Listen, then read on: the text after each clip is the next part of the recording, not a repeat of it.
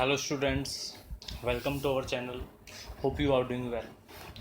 दोस्तों, आज जो अपन डिस्कस करने जा रहे हैं, तो आज का जो वीडियो है बड़ा इंटरेस्टिंग है अपना। आज का वीडियो आप ज़रूर देखना एंड लास्ट तक, और आपको आज की वीडियो में बड़ा इंटरेस्ट आने वाला है, क्योंकि ऐसे इंटरेस्टिंग सा टॉपिक आज अपन चलाने वाले हैं। उससे पहले मैं आपको जो लास्ट वीडियो में अपन ने देखा था वो अपन डिस्कस कर लेते हैं एक बार। कि लास्ट वीडियो में अपन ने देखा था कि इरीगेशन की कौन कौन सी टेक्निक्स होती है, किस किस तरीके से आप इरीगेशन होते हैं। अपन ने 7 टेक्निक्स भी डिस्कस की थी। एक फ्लडिंग इरीगेशन थी, एक आपका ड्रिप इरीगेशन था, एक आपका स्प्रिंकलर इरीगेशन था, एक आपका बेसिन था। इस तरीके से 7 इरीगेशन की टेक्निक अपन ने डिस्कस करी थी। और अपन ने उससे पहले जाना था कि इरीगेशन की क्या क्या नेसेसिटी है, और किस किस तरीके से आप इरीगेशन कर सकते हैं, और किस किस कंडीशन में कौन कौन सा इरीगेशन आप अडोप्ट कर सकते हैं। तो आज का सेशन अपन चालू करते हैं दोस्तों। आज का टॉपिक है अपना soil moisture and plant relationship. आप इसको थोड़ा सा आपको अपने दिमाग में अभी सोइल मैकेनिक्स भी रखनी है। हालांकि अभी अपन ने सोइल मैकेनिक्स डिस्कस नहीं करी है, पर आपको थोड़ा सा सोइल मैकेनिक्स अगर आपकी पढ़ी हुई हो तो आप थोड़ा सा ध्यान देना। उसमें रहता है कि सोइल मॉइस्चर क्या होता है। सबसे पहले सोइल मॉइस्चर बहुत सिंपल सी चीज़ है। पहले अपन एक बार डेफिनेशन पढ़ते हैं कि water held in the voids of the soil above the water table is called the soil moisture. मतलब सोइल के अंदर जो बेसिकली मॉइस्चर होता है वाटर टेबल से ऊपर की तरफ, कि मान लो अगर ये पार्टिकल है, ये सोइल सैंपल है, ये सोइल के सोल्डर से, तो यहाँ ये जो सोइल के अंदर वोइड्स के अंदर जो मॉइस्चर हुआ वो क्या कह रहा है, आपका सोइल मॉइस्चर कह रहा है। ठीक है। Soil moisture is the water holding capacity of the soil, की एक सोइल कितना वाटर होल्ड कर सकती है अपने वोइड्स के अंदर, that is the water holding capacity of the soil. अब ये कुछ फैक्टर्स है जो मैं आपको बताने रहा हूँ दोस्तों। Porosity of soil, porosity of soil को आपको पता है एन से डिनोट करते हैं, लेकिन पोरोसिटी ऑफ सोइल होती क्या है। पोरोसिटी ऑफ सोइल की किसी भी सोइल को उतना पोरस कब कहा जाएगा, किसी भी सोइल को पोरस कब कहा जाएगा। और डेफिनेटली कि सोइल में पोरोसिटी होती है। किसी सोइल में कम होती है, किसी सोइल में ज़्यादा होती है। तो अगर अपन बात करें कि मान लो कोई कोर्स ग्रेन सोइल है जिसके पार्टिकल्स, जिनके जो वॉइड्स हैं वो ज़्यादा हैं, वोट ज़्यादा है तो उसमें पोरोसिटी ज़्यादा है। मतलब ये जो आपको स्पेस दिख रहा है पार्टिकल्स के बीच में, ये वोइड्स कहलाते हैं। आपके पार्टिकल्स के बीच में जो स्पेस होता है वो वोइड्स कहलाते हैं। और अगर जब आप इनमें पानी डालोगे तो डेफिनेटली आपकी जो पानी का जो वाटर कंजप्शन होगा वो सोइल के अंदर ज़्यादा हो जाएगा, क्योंकि इसके अंदर वोइड्स ज़्यादा है। वोइड ज़्यादा है इसका मतलब कि आपकी सोइल में जो सॉलिड्स हैं, जो सॉलिड पार्टिकल्स हैं, उनके बीच में स्पेसिंग ज़्यादा है। समझ गए। और यही आपकी पोरोसिटी भी डिफाइन करती है। तो वैसे तो पोरोसिटी आपको पता है कि जो पोरोसिटी होता है वो होता है volume of void divided by total volume of the soil, n is equals to v v upon v. तो n is equals to v v क्या हो गया दोस्तों, वी वी हो गया आपका volume of voids divided by total volume of soil. ठीक है, this is the physical property of the soil. तो पोरोसिटी आपको समझ आ गया कि ये आपका कोई सोइल सैंपल है। ठीक है, ये इसके कोई सॉलिड्स हैं, इसके बीच में जितने ज़्यादा स्पेसिंग होगी, जितने ज़्यादा सॉलिड पार्टिकल्स अपार्ट होंगे एक दूसरे से, उतनी ही ज़्यादा सोइल पोरस होगी। ठीक है, और उतना ही ज़्यादा वो वाटर कंज्यूम अपने अंदर करेगी। ये कॉन्सेप्ट आपको समझना जरूरी है। इसी के बेस पर अपन आगे की चीज़ें करेंगे कि जितने ज़्यादा सोइल पार्टिकल्स एक दूसरे से दूर है, उतनी ज़्यादा सोइल में वॉइड्स होंगे और उतनी ज़्यादा सोइल पोरस होगी। उसके बाद आता है साइज ऑफ वॉइड्स, कि moisture holding capacity of the soil largely depend on size of void. Size of voids पे डिपेंड करेगी कि अगर मान लो क्ले सोइल है, ठीक है, क्ले सोइल में वॉइड्स की साइज कम होती है, या सैंड में आप मान लो कोर्स ग्रेन सोइल में ज़्यादा होती है। अगर अपन यहाँ पर कोर्स ग्रेन सोइल की बात करें तो इसमें जो स्पेसिंग है ये स्पेसिंग बहुत ज़्यादा है। मतलब सोइल पार्टिकल्स आपके एक दूसरे से दूर हैं, तो इसका मतलब इसमें जो वॉइड्स की साइज है वो ज़्यादा होगी। अब वॉइड्स की साइज ज़्यादा होगी तो ये वाटर होल्ड थोड़ी कर पाएगी ज़्यादा, आप समझ रहे हो। तो ये वाटर ज़्यादा होल्ड नहीं कर पाएगी, पर कंज्यूम जरूर करेगी। और एक लिमिट के बाद, जब इसमें पूरे में आप पानी भर दोगे तो एक लिमिट के बाद इसके अंदर से पानी बाहर निकलना चालू हो जाएगा under the action of the gravity. और वो वाटर क्या कहलाएगा, आपका ग्रेविटी वाटर कहलाएगा। समझ आया। तो साइज ऑफ वॉइड्स पे मॉइस्चर होल्डिंग कैपेसिटी डिपेंड करती है। और सोइल मॉइस्चर क्या हो गया वो आपने समझ ही लिया कि वाटर कितना प्रेजेंट है सोइल के अंदर, और उस वाटर से, जो वाटर सोइल के अंदर प्रेजेंट है, उस वाटर से रूट्स कितना वाटर एक्सट्रैक्ट कर सकते हैं अपनी खुद की ग्रोथ के लिए। ठीक है। तो नेक्स्ट पॉइंट है अपना कैपिलरी वॉइड्स और नॉन कैपिलरी वॉइड्स। अब दोस्तों दो तरीके के वॉइड्स इसने डिफाइन कर दिए कि भैया दो तरीके के वॉइड्स होते हैं अपने। तो एक होता है कैपिलरी वॉइड्स और एक होता है non capillary voids. Capillary voids को कह रहा है स्मॉल वॉइड्स, और नॉन कैपिलरी वॉइड्स को कह रहा है ये लार्ज वॉइड्स।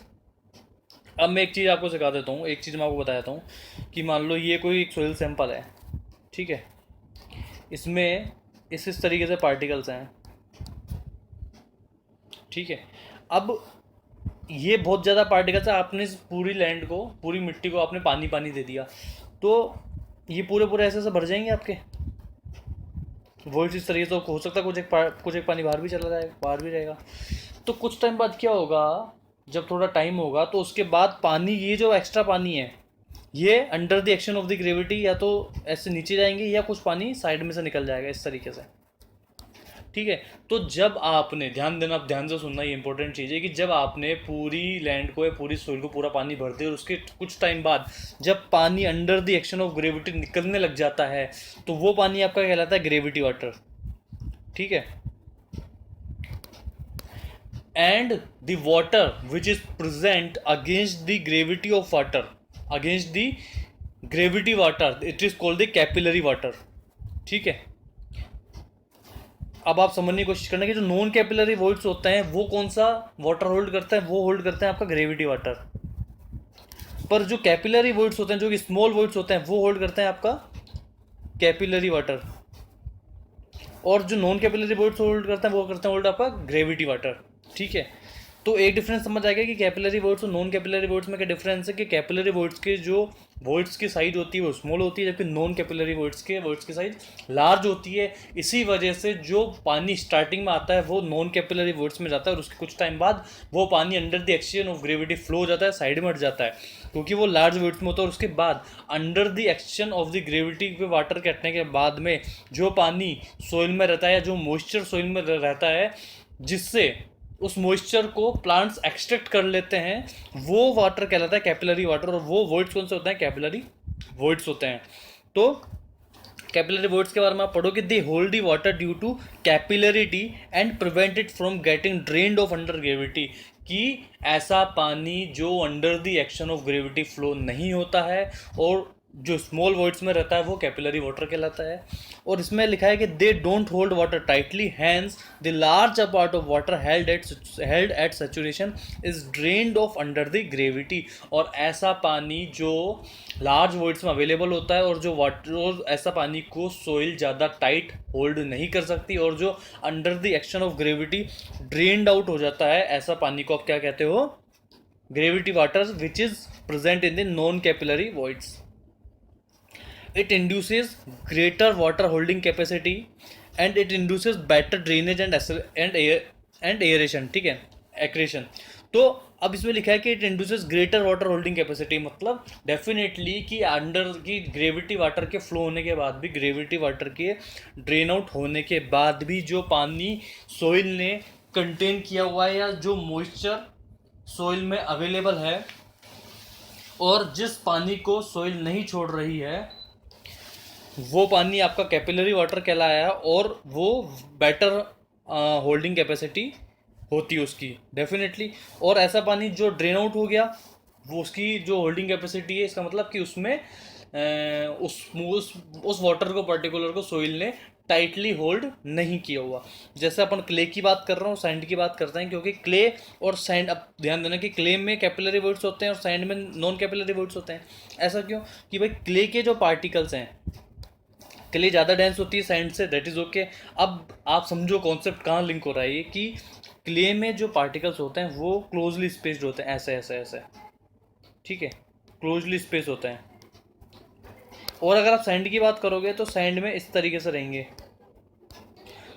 ठीक है। तो क्ले में जब पानी आता है तो उसमें कैपिलरी वॉइड्स ज़्यादा होते हैं और वो उनकी वाटर होल्डिंग कैपेसिटी अच्छी होती है। और इसीलिए क्योंकि क्ले डेंस होती है, क्ले में कॉम्पैक्शन ज़्यादा अच्छा होता है बजाय कि सैंड के, ठीक है। Clay is a compacted soil. आप कहते हो कि क्ले क्या होता है, क्ले कॉम्पैक्टेड सोइल होती है। जब आपने उसको बहुत डेंस कर दिया, बहुत कॉम्पैक्ट कर दिया, तो जब आप इसको बहुत ज़्यादा, मतलब बहुत ज़्यादा जब आप उसके टेम्परिंग करोगे, बहुत ज़्यादा आप उसको किसी हैमर वगैरह से आप करोगे, तो उसमें जो सोइल पार्टिकल्स होंगे वो पास पास में आ जाएंगे। और जब सोइल पार्टिकल्स पास में हो जाएंगे तो उसके जो वॉइड्स की साइज है वो कम हो जाएगी। और जब वॉइड्स की साइज कम हो जाएगी तो स्मॉल वॉइड्स हो जाएंगे। और तब जब आप उसमें पानी डालोगे तो उसकी जो वाटर होल्डिंग कैपेसिटी है वो अच्छी हो जाएगी in comparison of sand. Got it. Next है आपका आइडियल सोइल।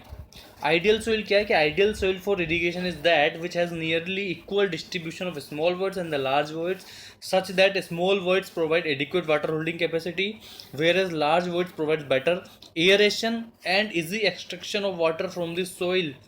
एग्जाम्पल क्या है, loam soil. Mixture of sand और क्ले को क्या कहते हैं आप, अपन लोम सोइल कहते हैं, आपने शायद लास्ट वीडियो में भी नाम सुना होगा। ठीक है, तो लोम आइडियल सोइल कौन सी हो गई, जिसमें आपका 50%, ध्यान देना, ऐसी सोइल जिसमें 50% आपका स्मॉल वॉइड्स हो गए और 50% आपका लार्ज वॉइड्स हो गए। तो ऐसी सोइल जिसमें 50% आपका का 50% आपका स्मॉल वॉइड्स हैं और 50% आपके लार्ज वॉइड्स हैं, that soil will be called as the ideal soil. और ऐसी सोइल का एग्जांपल क्या है, लोम, जिसमें सैंड और क्ले दोनों इंक्लूड होती है 50-50%। इसीलिए ठीक है, क्यों स्मॉल वॉइड्स क्या करेगा, small voids will provide adequate water holding capacity where the large voids provide better aeration and easy extraction of water from the soil.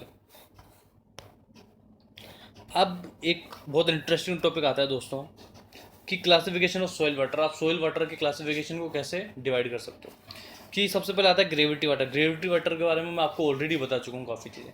Gravity water वो वाटर होता है जो कि सॉइल के नॉन कैपिलरी वॉइड्स में present होता है और कुछ टाइम के बाद में that water starts to drain out under the action of the gravity.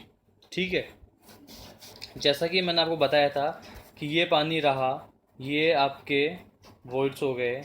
ठीक है, यहाँ सब वॉइड्स में पानी आ गया आपके, ठीक है, इवन बाहर तक भी आ गया, यहाँ सब जगह।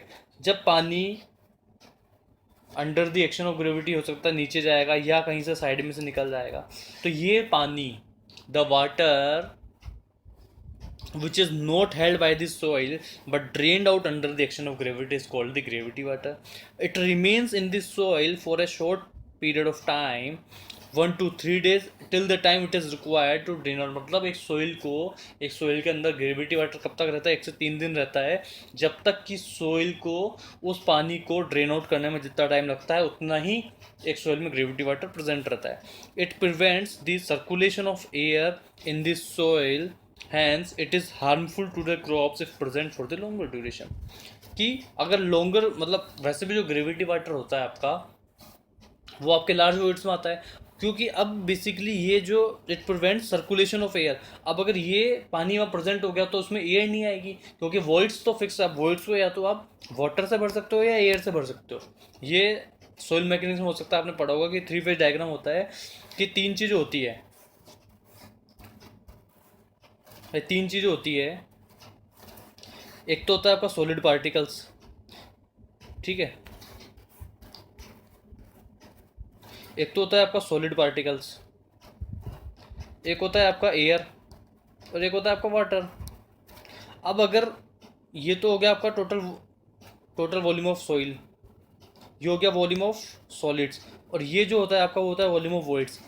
अब कुछ सोइल ऐसी होती है जिसमें वाटर भी होता है, कुछ ऐसी होती है जिसमें एयर भी होता है, मतलब दोनों होता है। वॉइड्स में 50% हो सकता है वाटर, 50% एयर हो। पर अगर सोइल में कंप्लीटली वाटर हो, वॉइड्स में अगर कंप्लीटली वाटर हो, तो जो वॉल्यूम ऑफ एयर होगा वो तो जीरो हो जाएगा। वॉल्यूम ऑफ एयर जीरो हो गया, इसका मतलब सोइल क्या कहलाएगी कि फुली सैचुरेटेड सोइल कहलाएगी। ऐसी सोइल जिसके वॉइड्स में ओनली वाटर प्रेजेंट हो, that soil will be termed as saturated soil. ये तो आपने पढ़ा ही होगा, ठीक है। तो अब अगर ऐसी सोइल जिसमें वॉइड्स के अंदर ओनली वाटर प्रेजेंट है, तो वो आपका जो एयर सर्कुलेशन है उसको रोकेगा, एयर सर्कुलेशन रोकेगा, तो फिर जो क्रॉप्स उसके अंदर है, जो प्लांट्स उसके अंदर है, वो वहाँ से एयर ले नहीं पाएंगे, और अगर एयर नहीं ले पाएंगे तो it is harmful to the crops, ठीक है। इसीलिए कहा जाता है कि जो ग्रेविटी वाटर है वो ज़्यादा देर तक, ज़्यादा टाइम तक या ज़्यादा दिनों तक सोइल में नहीं रुकना चाहिए, ठीक है। ग्रेविटी वाटर का आपका कॉन्सेप्ट क्लियर हुआ। फिर आता है दोस्तों कैपिलरी वाटर। कैपिलरी वाटर क्या हुआ, capillary water is it is that part of water which is retained in soil after gravity water is drained off and it can be absorbed by the plant roots. ठीक है, this water held in this soil by surface tension, ध्यान देना, this water held in this soil by surface tension between the soil particles, plant roots gradually absorb capillary water and it is main source of water for plant growth. These hence these four it is also called as available water. ठीक है दोस्तों, समझना आप, ये soil sample है आपका, ठीक है, ये सबसे पहले क्या रहा कि आपका ग्रेविटी वाटर आता है इस, अब ग्रेविटी वाटर तो आपका चला गया, इस तरीके से चला गया कहीं, ठीक है, ग्रेविटी वाटर आपका चला गया, अब क्या बचा, कैपिलरी वाटर। तो जो कैपिलरी वाटर है, कैपिलरी वाटर वो वाटर होता है जो soil under the action of the gravity नहीं जाने देती, इसका मतलब इस बहुत ज़्यादा टाइट होल्ड कर लेती है, इतना टाइट होल्ड कर लेती है कि this water can not flow और can not be drained off under the action of the gravity. तो ये वाला जो पानी दिख रहा है डॉट डॉट में आपको, जो मैंने बताया, that is a capillary water. भाई ग्रेविटी वाटर तो आपका चला गया, ठीक है, under the action of the gravity, but this water can not be drained of because this water is tightly hold by the solid particles of the soil, ठीक है। So it is that part of water which is retained in the soil after the gravity water is drained off and it can B absorb, और फिर इस पानी को ही plants जो है plants extract कर लेंगे, ठीक है। And this water held in this soil, अब समझना आप ये इसको कि this water held in this soil by soil surface tension between solid particles and plant roots gradually absorb capillary water. ये जो वाटर मैंने आपको बताया था, ये जो था डॉट डॉट वाला वाटर, इसको ही प्लांट्स एक्सट्रैक्ट कर लेते हैं सॉइल पार्टिकल से। सो कैपिलरी वाटर को आप कैसे डिफाइन कर सकते हो कि कैपिलरी, आप एक तो डिफाइन कर सकते हो कि it is that part of water which is remained in soil after gravity water is drained of, एक तो ये डेफिनेशन होगी। एक दूसरी डेफिनेशन और हो सकती है कि this is the water which is extracted by the plants, ठीक है, फ्रॉम द सॉइल, ठीक है। तो दो तरीके की डेफिनेशन हो गई। अब बेसिकली कि प्लांट्स के लिए जो पानी अवेलेबल रहा वो कौन सा रहा, कैपिलरी वाटर रहा, तो इस वाटर को, कैपिलरी वाटर को आप अवेलेबल वाटर भी कहते हैं। समझ आ गया कि the available water which is available for the plants roots to extract from the soil, it's called the available water. अब आता है नेक्स्ट तीसरा वाटर कि यार एक पानी चला गया ग्रेविटी से, एक पानी प्लांट ने एक्सट्रैक्ट कर लिया, तो फिर हाइग्रोस्कोपिक वाटर क्या है। तो hygroscopic water is that water which is absorbed by the soil particles from the atmosphere and it is held very tightly by the soil particles, therefore it cannot be extracted by the plant roots। ऐसा पानी जो एक तो gravity में चला गया वो gravity water कहलाया, फिर क्या उसके बाद भी जो पानी बचा वो प्लांट्स ने ले लिया, पर ऐसा पानी जो प्लांट्स के लेने के बाद भी सोइल पार्टिकल्स ने नहीं छोड़ा, वो पानी क्या कहलाएगा, आपका हाइग्रोस्कोपिक वाटर कहलाएगा। समझ आया कि ऐसा पानी जो सोइल पार्टिकल्स ने आफ्टर द कैपिलरिटी वाटर भी एक्सट्रैक्ट नहीं होने दिया प्लांट्स के थ्रू, वो वाटर आपका हाइग्रोस्कोपिक वाटर कहलाएगा। मतलब ये अगर आपका सोइल पार्टिकल्स है तो इसके अंदर जो पानी अवेलेबल है मॉइस्चर में, ठीक है, जो soil particles are not able to, जो plants are not able to extract from the soil particle, that water will be termed as the hygroscopic water। तो hygroscopic water is that water which is absorbed by the soil particles from the atmosphere and it is held very tightly। भाई capillary water में अपन लिख रहे थे कि it is tightly held, ठीक है, it is held tightly by the soil particles, और इसमें अपन क्या लिख रहे हैं कि it is held very tightly by the soil particles, therefore it can not be extracted by the plant roots.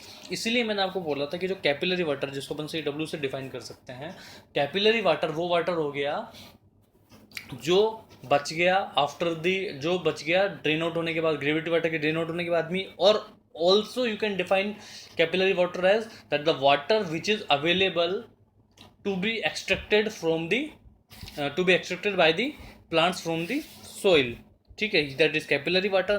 और ऐसा वाटर जो कैपिलरी वाटर एक्सट्रैक्ट होने के बाद में भी सोइल पार्टिकल्स ने टाइटली होल्ड कर रखा, that water will be termed as hygroscopic water, ठीक है, and which is not available for the plants. Concept clear. अब आता है दोस्तों soil moisture tension and soil moisture stress. Soil moisture tension कुछ भी नहीं है, बस ये है, आप पहले कॉन्सेप्ट समझ लो भाई कि मान लो जो प्लांट्स हैं, जो सोइल है, उसके अंदर कुछ एक्स प्रेजेंट वाटर है, एक्स क्वांटिटी है प्रेजेंट वाटर, ठीक है, एक्स वाटर अवेलेबल है। अब प्लांट्स को पानी सोइल से एक्सट्रैक्ट करना है, समझ गए। अब प्लांट्स कुछ ना कुछ तो फोर्स लगाएंगे, प्लांट्स सोइल से पानी एक्सट्रैक्ट करने के लिए कुछ ना कुछ फोर्स लगाएंगे, ठीक है। तो जो फोर्स पर यूनिट पर स्क्वायर मीटर में, सोइल की पर स्क्वायर मीटर में जो फोर्स प्लांट लगाते हैं पानी एक्सट्रैक्ट करने के लिए, that is called as the soil moisture tension. इससे एक चीज़ क्लियर हो गई, आप ध्यान देना कि जो सोइल मॉइस्चर टेंशन होता है दैट बिलोंग्स टू प्लांट्स। समझ आ गया कि जो सोइल मॉइस्चर टेंशन होता है वो प्लांट्स लगाते हैं सोइल पार्टिकल्स पर कि हमको पानी दो, दैट इज क्लियर। तो इसको अपन पढ़ते हैं, अब पढ़ते ही आपको समझ आ जाएगा कि soil moisture tension is defined as force per unit area that must be exerted in order to extract water from the soil। कि सोइल से पानी एक्सट्रैक्ट करने के लिए जितना फोर्स सोइल पार्टिकल्स पर स्क्वायर मीटर पे या पर यूनिट एरिया पे लगाया जाता है, that is termed as the soil moisture tension. और soil moisture tension is usually expressed in terms of atmosphere. भाई जो सोइल मॉइस्चर टेंशन उसकी यूनिट क्या होती है दोस्तों, दैट इज एटमॉस्फेयर, एटीएम।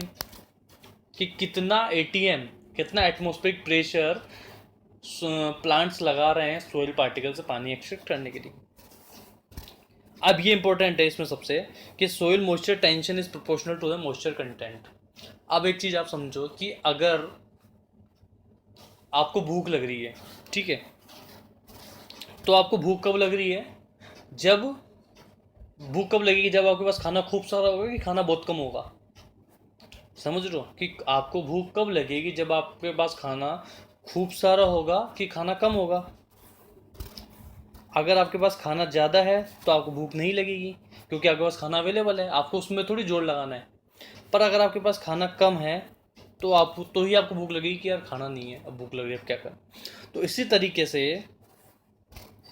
ये जो सोइल मॉइस्चर टेंशन है, ये जो फोर्स जो प्लांट्स लगाएंगे वो कब लगाएंगे, जब जो मॉइस्चर अवेलेबल है वो कम होगा।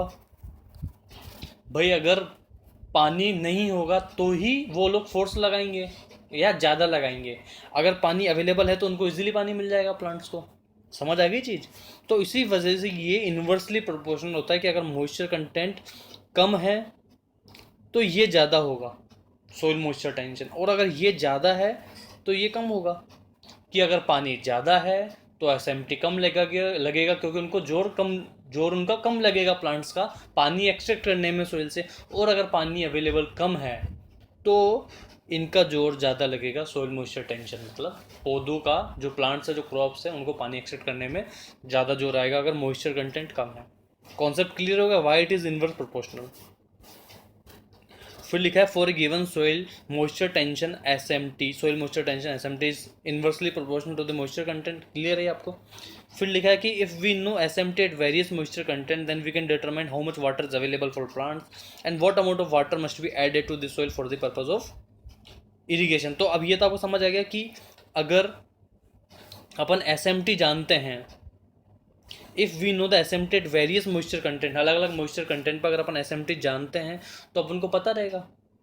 भाई अगर अपन को एसएमटी पता है कि अपन को सोइल मॉइस्चर टेंशन पता है कि इतना होता है, स्टैंडर्ड अपन को पता लग जाए कि इतना होता है। और उसके बाद अगर ज़्यादा अगर एसएमटी लग रहा है, इसका मतलब मॉइस्चर कंटेंट कम है, तो अपन उस सोइल में पानी डाल देंगे तो एसएमटी ऑटोमेटिकली कम हो जाएगा। Got it. उसके बाद soil moisture stress is sum of SMT and osmotic pressure, ये ऐसा ही है। ये आप समझो कि soil moisture tension at field capacity ranges between 1/10 ATM to 1/3 ATM। भाई जितना अपना स्टैंडर्ड प्रेशर होता है, जितना अपना स्टैंडर्ड एटमॉस्फेरिक प्रेशर होता है, उसका 1/10 टू 1/3 लगता है। भाई जितना अपना एटमॉस्फेरिक प्रेशर होता है उसका 1/10 टू 1/3 लगता है फील्ड कैपेसिटी में, फील्ड कैपेसिटी की रेंज में। भाई ये मतलब एक स्टैंडर्ड हो गया। अगर इससे ज़्यादा एटमॉस्फेरिक लग रहा है 1/10 टू 1/3 से अगर ज़्यादा लग रहा है तो इसका मतलब मॉइस्चर कंटेंट कम है, तो अपन उसमें पानी डाल देंगे, अदरवाइज नहीं डालेंगे। Is that clear? ठीक है, अब आता है सबसे इंपॉर्टेंट डायग्राम दोस्तों।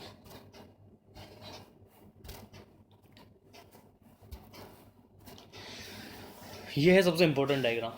ठीक है, सबसे पहले क्या होता है कि सोइल पार्टिकल्स होते हैं, नीचे से अपन चलते हैं तो सबसे पहले क्या होता है, सोइल पार्टिकल्स हुआ। मैं आपको उसको यहाँ ऐसे कुछ समझाने की कोशिश करता हूँ। सबसे पहले सोइल पार्टिकल्स हुए, कुछ भी नहीं हुए। ठीक है, ये हो गया आपका सोइल पार्टिकल्स। उसके बाद आप उल्टे से सोचना चालू करो कि उसके बाद आता है आपका HW, हाइग्रोस्कोपिक वाटर। ठीक है, हाइग्रोस्कोपिक वाटर आया आपका। हाइग्रोस्कोपिक वाटर क्या होता है? ऐसा वाटर जो सोइल पार्टिकल्स से प्लांट्स एक्सट्रैक्ट नहीं कर सकते। ठीक है, मतलब जो एकदम टाइटली अवेलेबल उन लोगों के पास में। ठीक है, वो हाइग्रोस्कोपिक वाटर आ गया। अब अगर हाइग्रोस्कोपिक वाटर है तो वहाँ SMT भी बहुत ज़्यादा होगा। हाइग्रोस्कोपिक वाटर के ऊपर अगर अपन को जाना है तो SMT वहाँ बहुत ज़्यादा होगा, वो 732 ATM लग रहा है। इसका मतलब वाटर अवेलेबल है ही नहीं।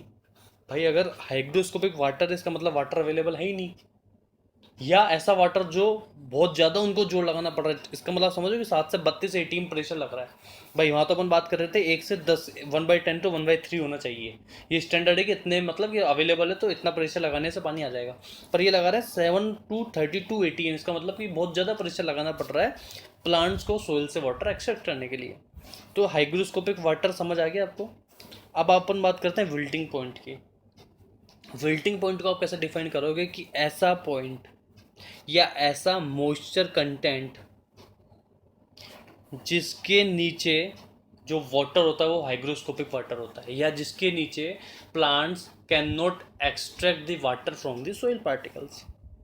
ठीक है, ये हो गया आपका विल्टिंग पॉइंट। अब ये आपके हो गए सोइल पार्टिकल्स, ये आपका होगा हाइग्रोस्कोपिक वाटर। लेकिन अगर अपन इसके ऊपर मॉइस्चर बढ़ाते हैं तो वो आपका कैपिलरी में कन्वर्ट हो जाता है। कैपिलरी मतलब ऐसा वाटर जिसको सोइल पार्टिकल, जिसको प्लांट जो है एक्सट्रैक्ट कर सकते हैं सोइल पार्टिकल से, तो वो आपका हो गया कैपिलरी वाटर। ठीक है, कैपिलरी वाटर अपना बढ़ता गया ऑप्टिमम मॉइस्चर कंटेंट आ गया कि हाँ भाई इतना मॉइस्चर कंटेंट ऑप्टिमम है कि हाँ दैट इज़ सफिशिएंट। ठीक है, उसके बाद भी अपन बढ़ाते हैं, that is field capacity.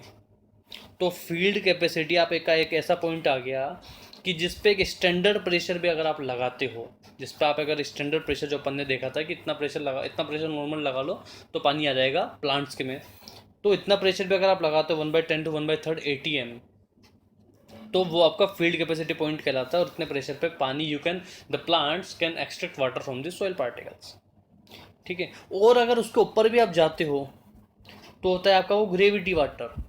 Gravity water क्या हुआ? ग्रेविटी वाटर तो आपको पता है कि इसका मतलब तो ये हो गया कि पूरी सोइल की जो वॉइड्स हैं, सोइल के पूरे वॉइड्स, कंप्लीट वॉइड्स पानी से भरे हुए हैं, और वो आपका एक सेचुरेशन कैपेसिटी आ जाती है। उसमें तो आपको SMT लगाना ही नहीं है, क्योंकि वो तो ऑलरेडी पानी है वहाँ तो आपको जोर लगाना ही नहीं है, वहाँ तो पानी ऑटोमेटिकली आ जाएगा आपके पास। You got it? तो आप समझने की कोशिश करना कि सेचुरेशन कैपेसिटी पर जो SMT रहा वो 0 ATM रहा। फील्ड कैपेसिटी पे जो SMT रहा, जो सोइल मॉइस्चर टेंशन रहा, जो स्टैंडर्ड होता है आपका 1/10 टू 1/3 ATM रहा। उसके बाद ऑप्टिमम मॉइस्चर कंटेंट MO होता है। उसके बाद विल्टिंग पॉइंट आपको समझ आ गया कि wilting point is that point eight विच, मतलब उससे नीचे अगर मॉइस्चर कंटेंट की अपन बात करेंगे then there is only hygroscopic water. ठीक है, अब एक चीज़ समझना, एक चीज़ और दिख रही है आपको, अवेलेबल मॉइस्चर कंटेंट और रेडिली अवेलेबल मॉइस्चर कंटेंट। ये क्या होता है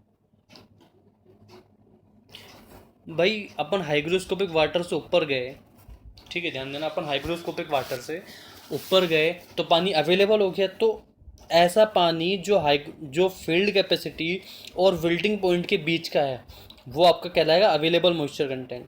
क्योंकि अगर उसके ऊपर अपन जाते हैं, फील्ड कैपेसिटी के ऊपर अपन जाते हैं, तो वो तो सिर्फ सेचुरेशन कैपेसिटी हो जाएगी, फिर तो एसएमटी लगाने की आपको ज़रूरत ही नहीं है। पर आप फील्ड कैपेसिटी मतलब आप हर टाइम सोइल को सेचुरेट नहीं रख सकते। क्यों बताया था मैंने? क्योंकि it prevents the circulation of air which is harmful for the crops. तो अवेलेबल मॉइस्चर कंटेंट क्या हो गया? It is a difference between the field capacity and the wilting point, कि यहाँ से यहाँ तक आप पानी रखो, वो अवेलेबल मॉइस्चर कंटेंट कहलाएगा। उसके बाद फिर रेडिली अवेलेबल मॉइस्चर कंटेंट हो जाएगा कि टोटल पानी का 75% पानी अगर अवेलेबल है। अवेलेबल मॉइस्चर कंटेंट तो हो गया कि इसको आप ऐसा समझो कि आपके पास खूब सारे दोस्त हैं, दैट इज़ अवेलेबल।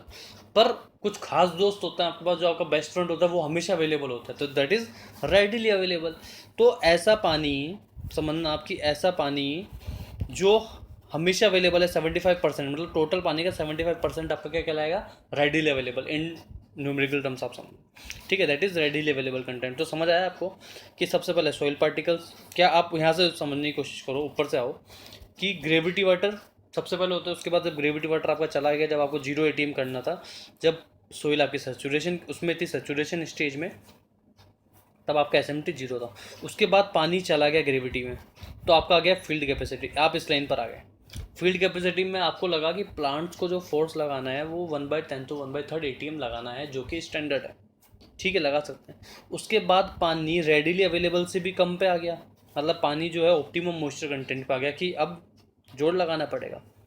पर पानी जब इससे भी नीचे आ गया, अवेलेबल मॉइस्चर कंटेंट की लास्ट लाइन पर आ गया, डेड लाइन पर आ गया, तो वो विल्टिंग पॉइंट कहलाया। कि अगर अब इससे नीचे पानी जाता है, तो वो विल्टिंग पॉइंट क्या होगा? कि अगर इस कंटेंट से नीचे पानी जाता है, then in that case plants can not extract the water from the soil particles, and that water content will be termed as hygroscopic water. Got it? और उसके नीचे तो फिर सीधा सोइल पार्टिकल्स हैं, फिर तो सॉलिड पार्टिकल्स, फिर तो पानी बचा ही नहीं, ठीक है? तो और हाइग्रोस्कोपिक पे आपको क्या लिमिट देनी पड़ती है? That is 7 to 32 ATM। तो आप सोच लो कि जहाँ तो 1/10 की बात कर रहे हैं, कहाँ 0 की बात कर रहे हो, कहाँ सीधा 32 ATM तक की अपन बात कर रहे हैं, ठीक है? अब अपन कुछ एक डेफिनेशन से वो डिस्कस कर लेते हैं दोस्तों। सैचुरेशन कैपेसिटी कि it is defined as total water content of a soil when all the voids of the soil are filled with water. ये तो मैंने आपको बता ही दिया कि सैचुरेशन कैपेसिटी कब होती है? जब सोइल के सारे के सारे वॉइड्स वाटर से ही भरे हुए हों, तो वो in that case the soil will be called as a saturated soil. अगर थोड़ा बहुत भी एयर हो तो फिर वो पार्शियली सैचुरेटेड कह सकते हो आप उसको। पर अगर एक भी वॉइड्स आपका एयर से भरा हुआ नहीं है, तो in that case soil will be termed as saturation capacity. This is also called as the maximum water holding capacity. कि भाई इससे ऊपर तो पानी आप डाल के क्या करोगे? ये मैक्सिमम वाटर है जो होल्ड कर सकती है सोइल। सैचुरेशन कैपेसिटी मतलब आपने सारे वॉइड्स को वाटर से भर दिया, उसके बाद आप थोड़ी पानी भर पाओगे, तो this is the maximum water holding capacity. और at saturation capacity of soil tension is 0। ये तो मैंने आपको बताया था कि जो एसएमटी होता है वो 0 होता है, ये आप देख लीजिए, ठीक है? तो सैचुरेशन कैपेसिटी का आपको कॉन्सेप्ट क्लियर हो गया। सैचुरेशन कैपेसिटी क्या हो गया आपका? कि जिसमें all the voids of the soil are filled with the water. फिर आता है फील्ड कैपेसिटी। फील्ड कैपेसिटी क्या हो गया? कि it is the maximum water which can be held by the soil against the gravity. Field capacity की maximum water which can be held by the soil against the gravity. It depends upon porosity and capillarity. Capillarity और porosity पे तो depend करेगी कि भाई कितने capillary voids और कितनी ज़्यादा सोइल पोरस है, तो उस चीज़ पर डिपेंड करेगी फील्ड कैपेसिटी आपका। और फील्ड कैपेसिटी क्या हो गया? कि moisture content at field capacity includes hygroscopic water भी उसी के अंदर होता है और कैपिलरी वाटर भी उसी के अंदर होता है। क्योंकि फील्ड कैपेसिटी तो दोनों का कॉम्बिनेशन हो गया ना, आपका हाइग्रोस्कोपिक वाटर भी रहेगा प्लस आपका कैपिलरी वाटर भी रहेगा, ठीक है? तो moisture content at field capacity is inclusive of hygroscopic water and the capillary water. अब ये नोट है, एक नोट आप देखना कि irrigation water has to be supplied to the crops when the moisture level falls below wilting point. अब जब आप ऑब्वियस सी बात है कि जब आपका पानी विल्टिंग पॉइंट से भी नीचे चला गया, तो तब तो आपको पानी उस सोइल को देना ही पड़ेगा, क्रॉप्स को देना ही पड़ेगा। अगर नहीं गया अगर विल्टिंग पॉइंट से ऊपर, इसका मतलब पानी अवेलेबल है, then it means plants can extract. पर अगर पानी आपका इससे भी नीचे चला गया, हाइग्रोस्कोपिक वाटर या विल्टिंग पॉइंट से नीचे चला गया, and if your water converts into the hygroscopic water, then definitely we will have to add some water to the soil. ठीक है, तो फील्ड कैपेसिटी क्या होता है, उसको आप कैसे डिफाइन करते हो? फील्ड कैपेसिटी हुआ आपका weight of water retained in certain volume of soil, bye weight of water कितना अवेलेबल है इन certain volume of soil, divided by weight of same volume of dry volume of soil, की वो soil का क्या volume है। ठीक है, तो ये एक तरीके से वाटर कंटेंट की तरह हो गया। वाटर कंटेंट, अगर आपने सोइल पढ़ी हुई तो आपने देखा होगा वाटर कंटेंट क्या होता है कि weight of water divided by weight of soil. F C, जो आप वाटर कंटेंट आपने पढ़ा होगा तो उसमें देखा होगा wait of water divided by weight of soil. तो इसमें भी तो यही है कि वेट ऑफ वाटर उस सर्टेन वॉल्यूम ऑफ सोइल में कितना divided by same volume of soil, divided by weight of same volume of dry volume of the soil. तो ये फील्ड कैपेसिटी हो गया। समझना फील्ड कैपेसिटी इंपॉर्टेंट है, और हो सकता है कि आपसे ये लिमिट भी पूछ सकते हैं फील्ड कैपेसिटी पे आपका कितना एसएमटी रहता है, सोइल मॉइस्चर टेंसर रहता है, तो आप बता सकते हो इट इज़ 1/10 to 1/3। ठीक है, ये था आपका फील्ड कैपेसिटी, समझ आ गया। अब अपन देखते हैं इससे रिलेटेड क्वेश्चन कि field capacity of a soil depends upon, field capacity आपकी किस किस चीज़ पे depend, capillarity tension in soil पर डिपेंड करेगी, ऑब्वियसली इस पर डिपेंड करेगी कि कितना कैपिलरी वॉइड्स हैं, जितने ज़्यादा कैपिलरी वॉइड्स रहेंगे उतने ज़्यादा कैपिलरी वाटर रहेगा। तो फील्ड कैपेसिटी तो कैपिलरी वाटर और हाइग्रोस्कोपिक वाटर दोनों का इंक्लूजन होता है, और it is mainly belongs to capillarity water. तो अगर कैपिलरिटी टेंशन पर चीज़ डिपेंड करेगी। उसके अलावा पोरोसिटी ऑफ सोइल, कितनी पोरस है सोइल, ज़्यादा पोरोसिटी होगी तो ज़्यादा वोल्ट्स होंगे, तो ज़्यादा वोल्ट्स होंगे तो ज़्यादा कैपिलरी वाटर रहेगा। तो फील्ड कैपेसिटी इन दोनों ही पे डिपेंड करती है। इसका मतलब option number C is the right answer. ये अपन देख भी लेते हैं, हाँ भाई ठीक है, अपना जो सी है वो आंसर सही है कि फील्ड कैपेसिटी इस पर और इस पर दोनों पे ही डिपेंड करेगी। अब आता है दोस्तों विल्टिंग पॉइंट या permanent wilting point. Wilting point और परमानेंट विल्टिंग पॉइंट क्या हो गया आपका कि wilting point is that moisture content below which plant can no longer extract moisture from this soil for its growth. ये मैंने आपको बता ही दिया था कि अगर इससे नीचे अगर वाटर कंटेंट चला जाता है विल्टिंग पॉइंट से, then plants can not extract water for their growth. तो समझ आ गया आपको, डेफिनेशन याद नहीं करनी, डेफिनेशन आपको खुद को बनानी है। आप हो सकता है एक ही चीज़ की दो तरीके से डेफिनेशन बनाओ, जैसे अपन ने कैपिलरिटी वाटर की बनाई। कैपिलरिटी वाटर की अपन ने क्या डेफिनेशन बनाई थी कि जब आपका ग्रेविटी वाटर चला जाए, ड्रेन आउट हो जाए, तो उसके बाद जो पानी बचता है वो कैपिलरिटी वाटर कहलाता है। या फिर ऐसा पानी, या फिर which is the only water present in the soil which can be extracted from the by the plants from the soil particles. तो अपन ने एक डेफिनेशन बनाया, अपन को याद थोड़ी ना करनी है भाई, लैंग्वेज बनानी तो अपन को आती है, इंग्लिश सबको आती है, इंजीनियर हैं अपन सब, तो अपन सबको इंग्लिश तो आती है, और इतनी इंग्लिश तो सबको आती है कि अपन एक चीज़ को डिफाइन कर सकें। तो wilting point is the moisture content below which plants can no longer extract moisture from the soil for its growth. ठीक है, at this moisture content plant leaves will wilt, मतलब पत्ते सूख जाएंगे। कि अगर विल्टिंग पॉइंट पर अगर प्लांट्स आ गए तो पत्ते आपके सूख जाएंगे। जो अपन बोलते हैं ना कि पत्ते मुरझा गए, पत्ते मुरझा क्यों गए, क्योंकि उनके रूट में पानी नहीं गया, क्योंकि उनमें जो पानी अवेलेबल रहा वो हाइग्रोस्कोपिक वाटर था which plants could not extract from the soil particles. ठीक है, अब permanent wilting point it depends on the nature of soil. Nature of soil पर तो डिपेंड करेगा ही करेगा भाई, किस तरीके की सोइल है आपकी, सैंडी है, क्लेई है, लोमी, किस तरीके की सोइल है, सिल्ट है, उसमें क्या। उसके बाद आता है कि permanent wilting point is the lower limit of the capillary water and upper limit of, ये तो सीधी सी बात है, आपको समझने में आ ही रहा होगा कि जो परमानेंट विल्टिंग पॉइंट हो गया आपका, lower limit of the capillary water हो गया और upper limit of the hygroscopic water. इसमें देखो दोस्तों, आपको याद जैसा कुछ भी नहीं करना, पर मैं आपको क्या है थोड़ा सा डेप्थ में इसलिए पढ़ाने की कोशिश कर रहा हूँ कि आप समझ सको एक्चुअली में उसको, कि अगर आपको किसी भी तरीके से एमसीक्यू घुमा करके दे हो तो आप इसको 1 मिनट में कर दो। आपको बस कॉन्सेप्ट क्लियर होना चाहिए कि आपका ग्रेविटी वाटर क्या है आपका, कैपिलरिटी वाटर क्या है आपका, हाइग्रोस्कोपिक वाटर क्या है आपका, सोइल क्या है, विल्टिंग पॉइंट क्या है, ओएमसी क्या है, फील्ड कैपेसिटी क्या है, सैचुरेशन कैपेसिटी क्या है, ये सब चीज़ें आपको क्लियर होनी चाहिए। ओके। फिर आता है available moisture content. Available moisture content मैंने आपको बताया था कि फील्ड कैपेसिटी और विल्टिंग पॉइंट के बीच का जो डिफरेंस होता है that is available moisture content. बस खत्म। तो इसको ये लिखा है इसमें भी कि it is the difference of field capacity and wilting point, it is the water available for the growth of the crops.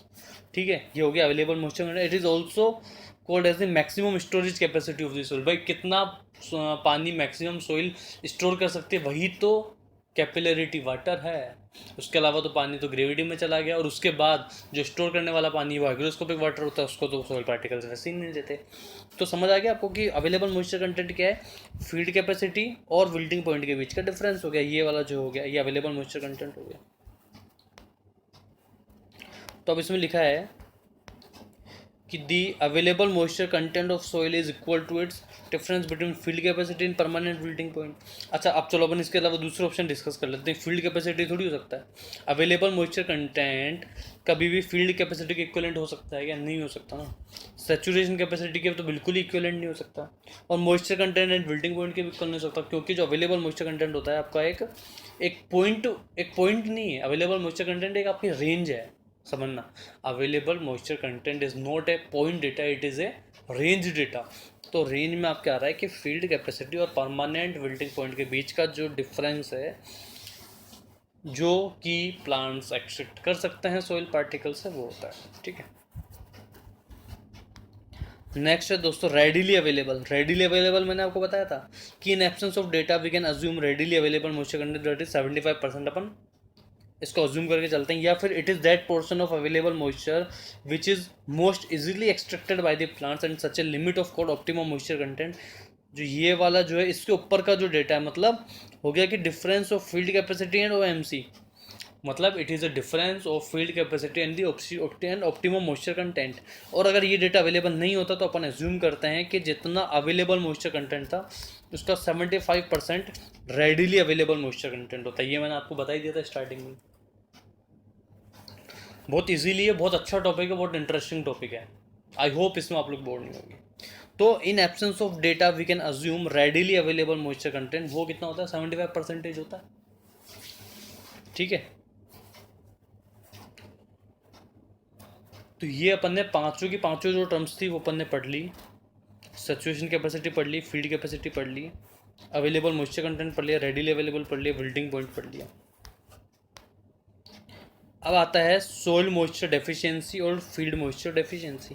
तो सोइल मॉइस्चर डेफिशिएंसी क्या होती है कि it is that amount of water which is to be added to this soil such that moisture content is raise to the field capacity. भाई कि मान लो उसको 10 litre पानी चाहिए क्रॉप को, पर अवेलेबल तो 5 ही है, तो इसका मतलब 5 से वो डेफिशिट कर रहा है। 5 से डेफिशिट करता है तो 5 लीटर पानी आपने जोड़ दिया, वही आपकी सोइल मॉइस्चर डेफिशिएंसी हो गई, फील्ड मॉइस्चर डेफिशिएंसी हो गई। कुछ है नहीं इससे सोचने वाला।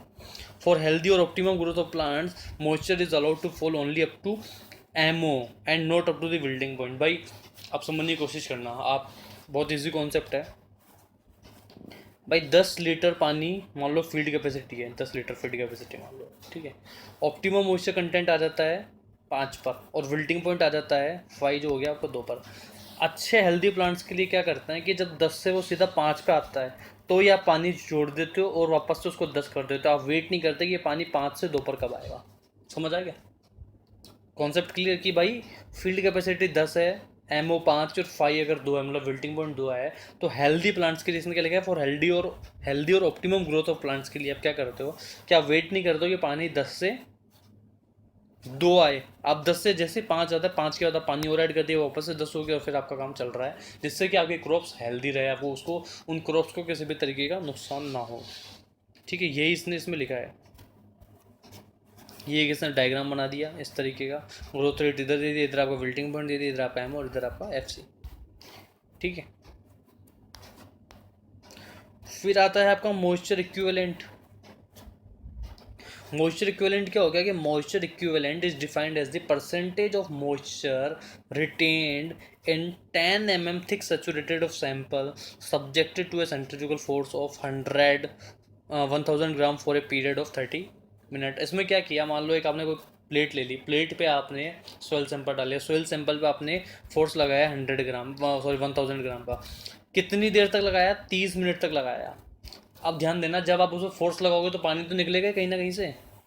भाई सीधी सी बात है, ये सोयल पार्टिकल्स है आपके, जब आपने इस पर फोर्स लगाया 1000 ग्राम का तो पानी कहीं ना कहीं से तो निकलेगा ही। तो 30 मिनट तक 1000 ग्राम का फोर्स लगाने के बाद भी जो पानी इसमें अवेलेबल रह गया, दैट इज मॉइस्चर इक्विवेलेंट। नाम ही बता रहा है कि मॉइस्चर कितना इक्विवेलेंट है, कितना मॉइस्चर अवेलेबल रहेगा after the applying of force of 1000 gram for a period of 30 minute. समझ आ गया भाई? 10 mm थिक सेचुरेटेड आपने सैंपल लिया है, उसमें आपने फोर्स लगाया 1000 ग्राम का। 1000 ग्राम के बाद में जब आप फोर्स लगाओगे तो पानी इधर से उधर निकल जाएगा, और जब पानी इधर तो निकल गया 30 मिनट के बाद आपने देखा 30 मिनट के बाद में भी अगर उसमें पानी अवेलेबल है सॉइल में, it means that is moisture equivalent. वो जो क्वांटिटी आएगी that will be equivalent to moisture equivalent. It can be quickly determined in laboratory and gives very good indication of FC. FC तो देता ही है, मतलब field capacity. उसके बाद आता है 1/3। उसमें क्या करते हैं कि आपने एक प्लेट ली जो कि पोरस, मतलब जिसमें छेद है, उसमें आपने सोयल सैंपल रखा और उस पर 1/3 जितना एटमॉस्फेयर प्रेशर उसका 1/3 एटमॉस्फेयर प्रेशर लगाया, और उसके बाद फिर जो पानी बचता है that is 1/3 atmosphere moisture content उस पॉइंट पर। ठीक है, तो इसमें कैसे लिखा हुआ है? इसने लिखा हुआ है कि it is a percentage of moisture retained in soil sample when placed, ध्यान देना दोस्तों, when placed on a porous plate subjected to atmosphere pressure of 1/3 atmosphere। ठीक है, it also provides a good estimate of FC। it also provides a good estimates of the FC। भाई आपका field capacity से पता लग जाएगा। ठीक है, फिर आता है आपका depth of water held in root zone. देखो इसमें सीधी सी बात समझो कि डेप्थ ऑफ वाटर ये पूछ रहा है रूट जोन में कितनी होती है। ठीक है, ये एक फॉर्मूला एफ सी। अपन पढ़ चुके, फॉर्मूला क्या है कि weight of water in certain volume of soil divided by weight of same volume of soil. ठीक है, अब आपको पता है कि डेंसिटी क्या होती है? डेंसिटी होती है आपका वेट अपॉन वॉल्यूम। आपको तो वेट निकालना है, वेट कैसे निकालोगे? गामा इंटू वॉल्यूम, गामा आपकी डेंसिटी होगी। ठीक है, तो वॉल्यूम क्या होती है आपके? Area into depth. तो यहाँ पर क्या है? ए इंटू डी ए जो है ये ऊपर वाला है, तो वॉल्यूम एरिया तो सेम ही होगा क्योंकि जो सोइल आप इसमें ले रहे हो वही सोइल इसमें ले रहे हो।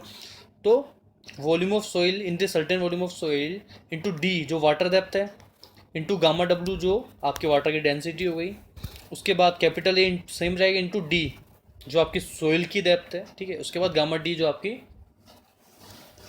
गामा डी हो गई आपकी specific weight of dry soil. ठीक है, और रूट जोन डेप्थ आपने कैपिटल डी मानी ली थी।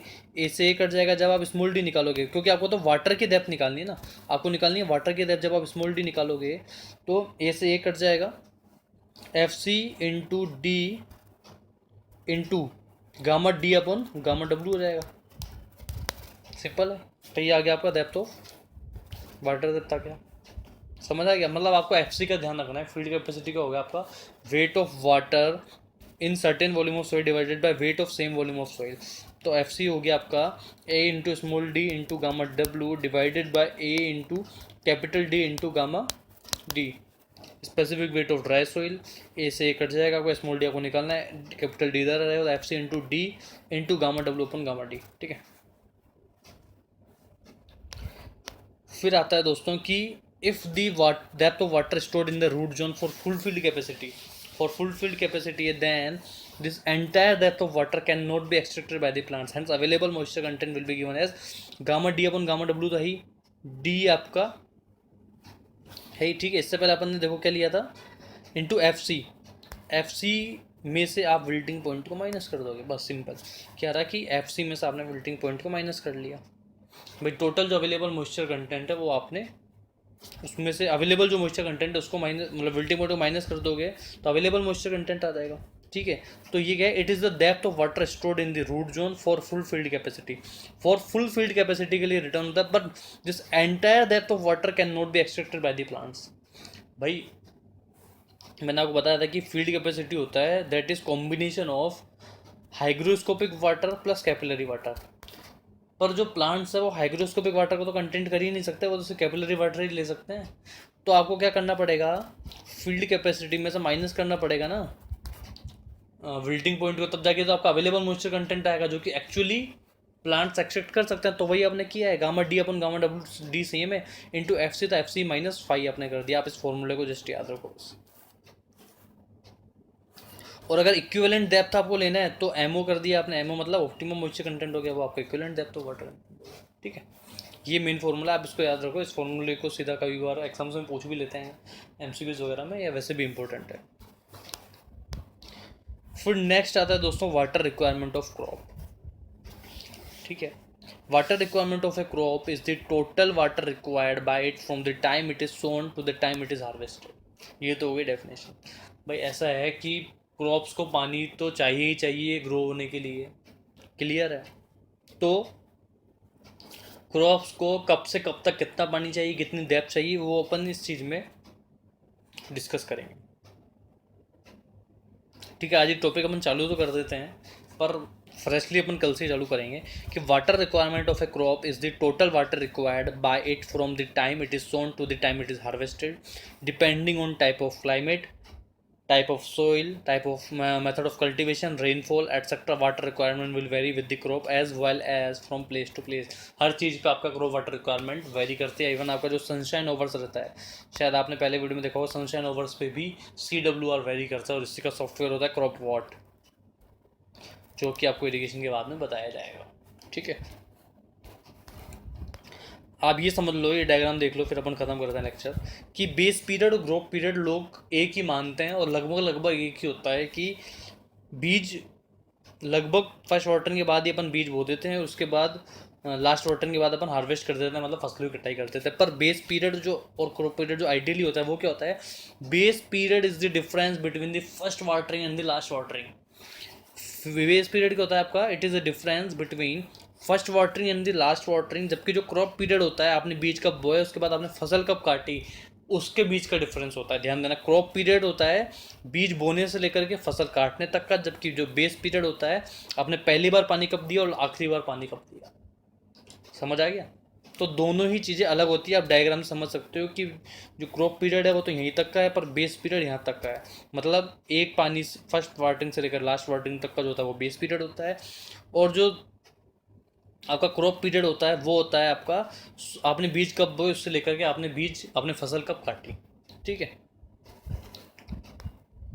अब ये इसमें आ गया कि base period of a crop is the time between, base period आपका क्या होता है, base period is the first watering at the time of sowing to its last watering before harvesting. तो यही मैंने आपको बताया कि बीज बोने के टाइम पे जो आपने फर्स्ट वाटरिंग करी और the last watering before the harvesting, वही आपका बेस पीरियड हो गया, वही इस क्वेश्चन में दे रखा है। ठीक है, तो अपना आंसर भी सही है भाई। इसके बाद क्रॉप पीरियड और बेस पीरियड को डेफिनेशंस में लिख रखा है इसने कि it is a time interval between the instant of sowing to the instant of harvesting, represent the total time during which crop was present in the field. वही सब चीज़ें हैं। तो ये सब चीज़ें अपन अब नेक्स्ट वीडियो से डिस्कस करने वाले हैं दोस्तों। उम्मीद करता हूँ आज का वीडियो पसंद आया होगा, और अगर भी किसी भी तरीके का डाउट हो तो आप प्लीज़ कमेंट करके बता सकते हैं। So thank you so much for staying with us.